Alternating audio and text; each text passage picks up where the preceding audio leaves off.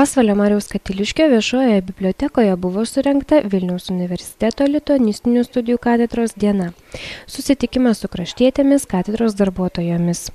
Pirmoji šioje katedroje pradėjusi dirbti dabartinė vedėja docentė daktarė Meilutė Ramonienė prisiminė, kaip teko viską pradėti nuo nulio. Katedra įkurta 1990-aisiais, kai atsivėrė sienos ir atsirado poreikis užsieniečiams mokytis lietuvių kalbos. Katedra užsiima plačia veikla – pedagoginė, mokslinė, metodinė, dalyvauja projektuose, išvyksta į kalbų muges užsienyje. Kasmet apie 300 užsieniečių moko lietuvių kalbos, ruošia lituanistinių studijų bakalaurus, magistrus. Būtent tokios katedros propaguojančios gimtąją kalbą neturi kaimynai Latvijai. Katedros darbuotoja docentė daktarė Irena Kruopienė žmonės moko taisyklingos kalbos vartosenos. Pas ją taisyklingos tarties pasimokyti ateina nemažai televizijos diktorių. Lektorė Joana Pribušauskaitė teigė, jog katedroje vyrauja komandinis darbas. Moteris pristatė moksliškai apibūdintus gimtosios kalbos mokymosi lygius. Energingai kalbėdama docentė daktarė Bronė Stundžienė akcentavo, jog mokydamisi užsienio kalbos, žmonės visų pirma turi gerai pažinti tos šalies kultūrą. Dauguma jos mokinių užsieniečių pastebi, jog skiriasi jų išmokta taisyklinga bendrinė lietuvių kalba nuo vartojamos kasdieninėse situacijose. Ir sužino, ką nežino, ką nemok studentė, aš jų kalbos nemoko, čia jos minėjo vis kultūrą, man labiau rūp etnokultūra ir taip toliau, būt visokių nesusipratimų.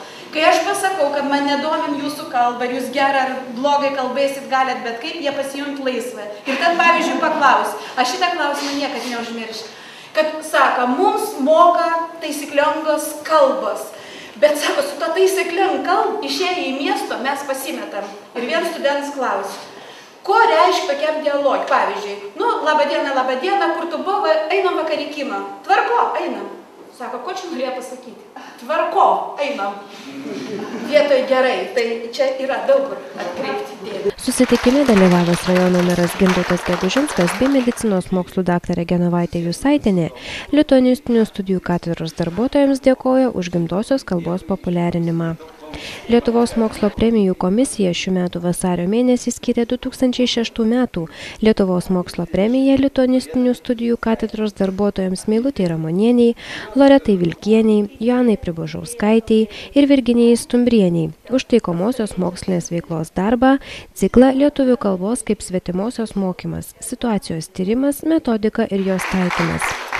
Su šiuo reikšmingu mokslinės veiklos įvertinimu kraštietės pasveikino rajono lituanistės, Vaškų seniūnijos seniūnas bei Mariaus Katiliškio viešosios bibliotekos kolektyvas.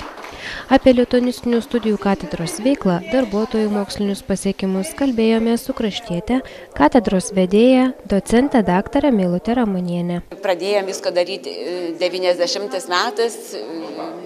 Tyrinėti, rašyti vadovėlis, rašyti visoks kitoks mokymo priemonės.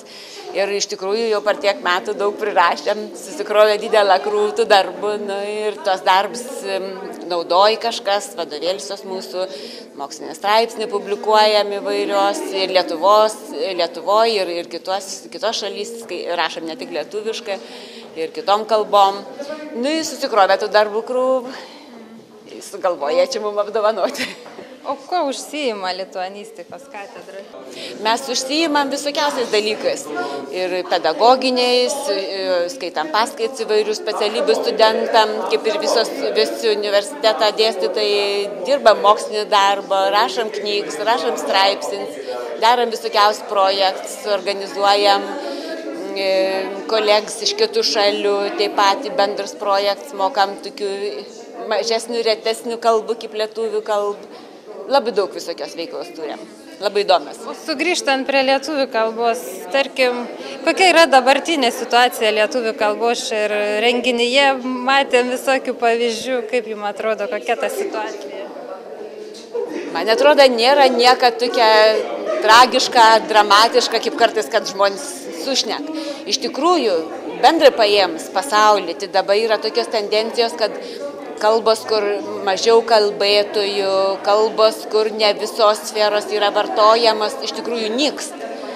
Pasaulyje yra apie 7000 kalbų, o prognozės artimiausiam šimtmečiui yra tokios nelabai, sakyčiau, smagios prognozės. pagrindiniai mokslininkai, kad jie užsijam tokiais darbais, tyrinėja ir prognozuoja ateitį, sako, kad per artimiausią 100 metų iš tikrųjų be paliks gyvų iš 7000, gal tik tai nuo kokių 20% iki 50% dabar vartojamų gyvų kalbų. O mūsų kalba? Bet lietuvių tai tikrai neišnyks, bet iš tikrųjų su tarmi gali būti blogiau, bet tarmės kalbėtojų yra mažiau, įda kit žmonės sarmatijas tarmiškai kalbėti, ypač viešas sarmatijas kalbėti. Ir jeigu teptų ir toliau bus, ir toliau sarmatysės, va mes tyrinėjom, iš tikrųjų darėm tyriams Joniškėlį. Čia su studentėm darėm tokį tyrimėlį. Tai jau mums Joniškėlį pasakė, kad yra tokių šeimų jaunų joniškėliečių ir vyrs ir žmona joniškėliečia, bet su savo vaikais, kaip vaikai pradeda mokinti šnekėti, nebešnek tarmiškai, o šnek iš gramatišką. Ir man atrodo, kai pasvaly tokių atrastumėm, tai iš tikrųjų čia jau yra, taip sakant, vienas žingsnelis į tarmės mirtį. Tarmė visur tenka. Nėra, kad kur netektų, mes pripratę, aišku, kad daugiau tarmė namuos, nelabai vieša tenai tenk, vieša jau gramatiška, bet iš tikrųjų, ko nors nesuprato, tai mes nemokėjom ko nors šiandien pašnekėti tarmiškai, tik šnekėdamos apie mokslo, apie projektus, apie universitetinius, akademinius dalykus, visko galim šnekėti. Nereikėtų gėdintis tarmės. Reikia vartoti, reikia mokyti, ypač reikia mokyti vaiks, mažas vaiks, anūks reikia mokyti. Močiutėm visom, katros galvoja, kad reikia gramatiškai šnekėti su savo anūkais iš miesto atvažiuojančiais. Jom reikia sakyti, išmokykit savo anūks pasvalietiškai. Jauniem tėvam reikia sakyti, mokykit, šnekėkite tarmiškai, kit nemok, pasakykit, kad ram iš kokia Vilnius tenai ar kokios Dzūkijos, ką pasakytų arklis. Niekas nepasakės. Arba gerai, arba nežino, arba dar ko nors. Reikia tarmę išlaikyti, reikia stengtis išlaikyti, bet tarmę tai iš tikrųjų gali išnykti, jeigu mes įsivaizduosim, kad čia tik biški negražus ar matako. Tai mes turbūt originalus tą tarmę. Aišku, labai originalus, mūsų tai gražiausia tarmė. Visas gražios iš tikrųjų. Mūsų gražiausia. Bet mūsų gražiausia turbūt.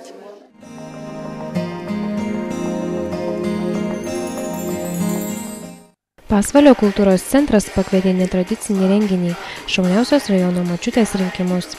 Konkurse dalyvavo 5 pretendentės į šauniausios titulą. Žilpamušietė 58 Gražina Puluikienė, Pumpenietė buvusi mokytoja 79 metų Marija Šimanskienė. Pati vyriausia konkurso dalyvė gali pasigirti 6 anūkais ir 2 proanūkiais. Dar viena močiutė 58 Stasė Skujienė iš Girsūdų kaimo. Konkurse dalyvavo ir etninės kultūros puoselėtoja, šokėja, dainininkė, Joniškėlio etnografinio ansamblio Brusėlis vadovė Aldona Rapkevičienė, neseniai atšventusi savo 75-metį. Moteris jau sulaukė ir 4 anūkų. 5 konkurso dalyvė pati jauniausia, 42 metų daujanietė Alvyda Reinertienė. Močiutės turėjo prisistatyti, papasakoti savo pomėgius bei pristatyti namų darbus. Bene daugiausiai siekdama išsaugoti savo giminės istorinę atmintį nuveikė Marija Šimanskienė. Daugiausia paskutiniuoju metu laiką aš sugaišau, norėdam savo palikuoniams, o ir kitiems žmonėms palikti to, ko neberas